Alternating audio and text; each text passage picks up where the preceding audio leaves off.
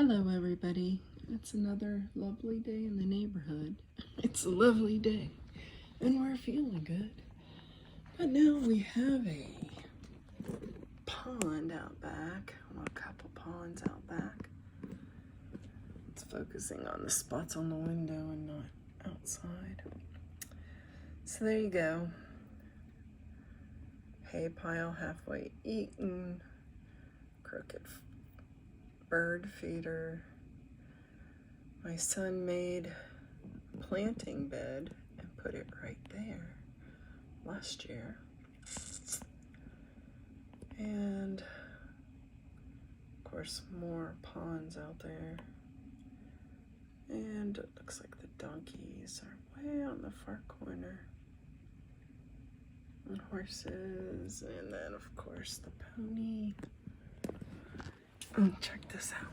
Look at this. The cherry blossoms are in bloom. Aren't they beautiful?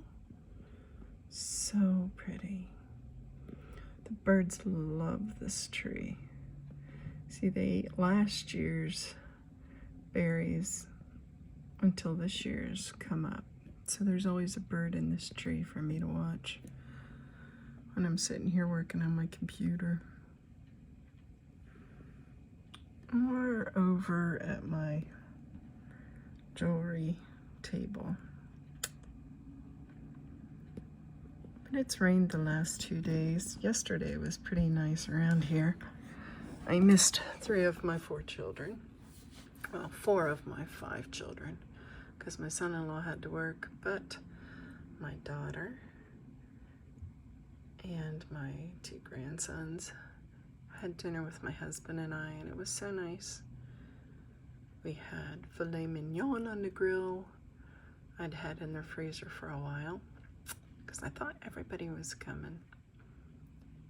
One son was sick, so he didn't feel like driving from Cincinnati. I understand that. One daughter had, I guess she's become the cook for her boyfriend's family holiday meals. We didn't get an invite to that. And then the youngest son, he decided he and the new girlfriend were gonna stay at his place. And thankfully, he was missed when the drive-by shooting happened and went through his neighbor's wall.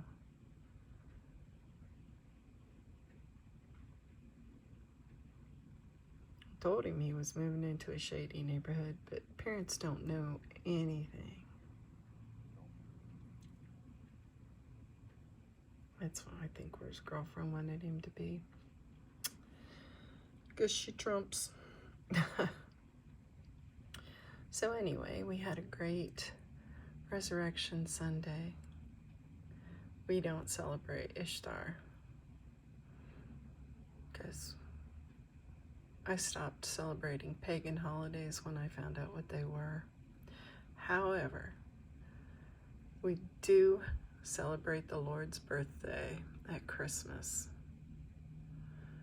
because I always have. It's always been his birthday. It's not like we do any of the pagan rituals. At least I don't think. I guess I need to check it out more. But good news, we got the caps today for Red's hats, Red Step Sticker hats. And as soon as I get the opportunity, I will be working on embroidering the first one. I plan to do that this evening, but I guess we have to go pick up our granddaughter from her dad's because her mom insisted he take her yesterday. And now she has school and work, and she can't pick her up.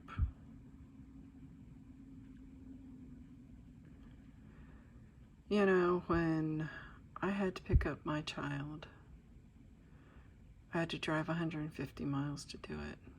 And I did, because I loved him. I didn't ask anybody else to do it.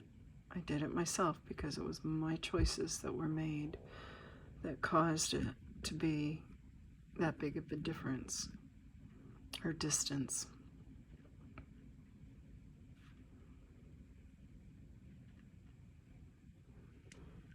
I don't know if we have snowflakes or if we have flower blossoms coming off the trees, but it's like freezing out and we're supposed to have snow, my husband said.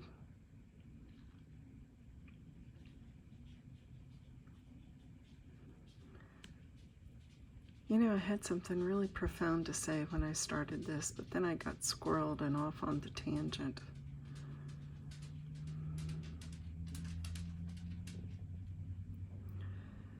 But brothers and sisters, time is getting very short. Those who don't know Jesus yet need to get acquainted with him, and those who do know him need to bring everyone that they know who doesn't know him into an association with him. You can't make somebody have a relationship, but you can cause an association. I mean, look at me. I lost my dad and my brother and my nieces and nephews, a whole lot of my friends, because I chose Jesus.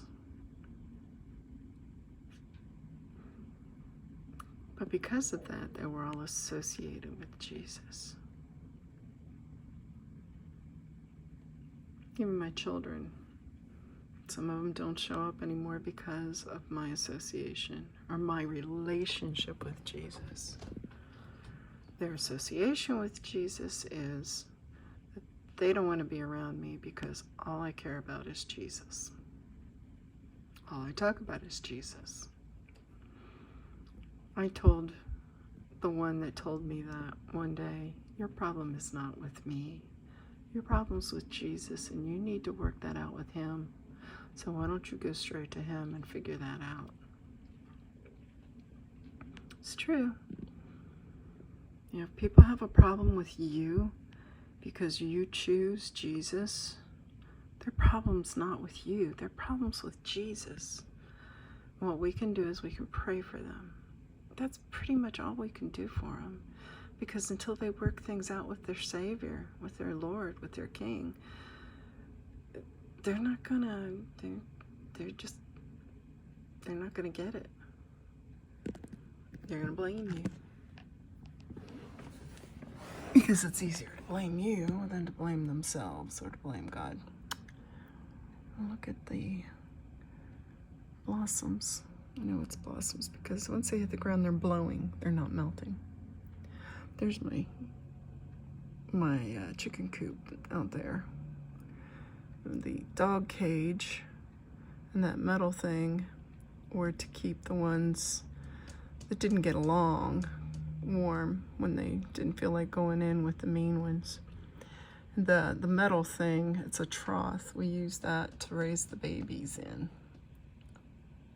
I used to have a big dog fence around that, but my husband took it down because he hates the chickens, because he had to stoop over to get in there. I mean, it was great when the chickens could just free range, but then something ate them all. So they really can't free range if something's eating them all, even in broad daylight. I would love to have more chickens. First, I have to get rid of that pond out there. Anybody know anything about drainage and grading? Again. Hey, y'all have a blessed day, and if I remember what I was going to talk to you about earlier, I'll get back on here. Working things out with my brother, Brian, to see when I can get him back out here for another interview. And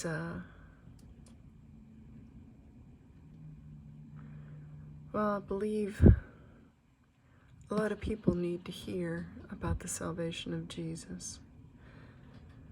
That just because you've gone down the path of Satanism doesn't mean you can't come back, because you most certainly can. And I intend to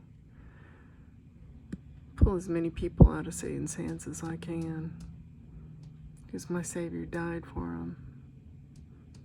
I don't want any of his blood to be in vain. God bless you guys. I'll talk to you later. Please pray for Will and Dee. God bless. Bye.